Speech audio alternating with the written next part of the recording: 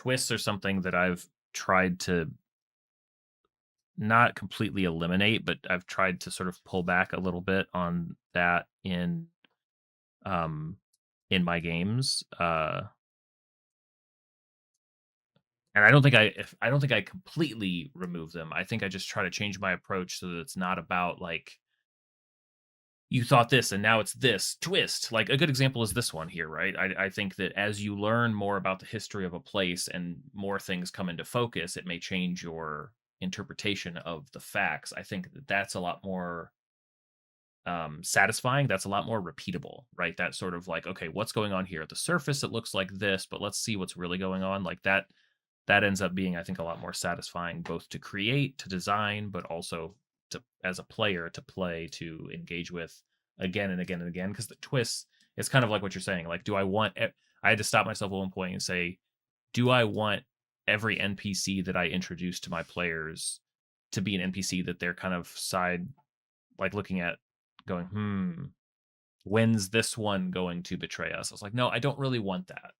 Um, and so even though that may happen sometimes, now I think when it does, it's it's not as a means, but it has to do with deeper things, underlying things. Like, if I'm gonna have a character that like I guess betrays the party, it's not going to be because the goal was to betray the party. It's because as the party learns more about them and connects more dots, it's like, wait, you're aligned with this and we're not aligned with that, and it's gonna more pull them apart, right? But I think those are tropes that it makes total sense to use them as far as they're useful, and then once you don't find them useful anymore, like discard them or adapt them. Like I tend to think about it as sort of adapting them. Yeah,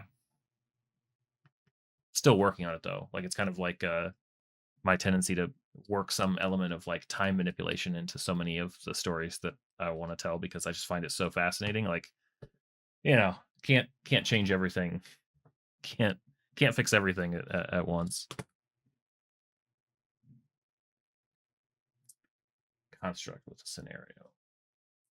There's a road in a village. On said road, there is a perpetual pothole, and the village constantly fills it in. Lately, the pothole has been doubling in size, sometimes overnight, sometimes after just being filled in. One morning, the pothole isn't a pothole, it's a full on hole, like the size of a well, 6 feet across with no visible bottom. It doesn't look like it intersects with any sewer or cave system, and nothing seems to be able to keep it from growing, not even magical means. Yeah, it's a fun idea.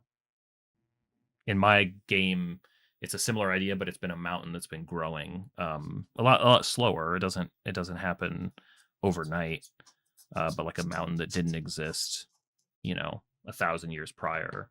Now, in the middle of nowhere, there's a mountain. Yeah, that would work too.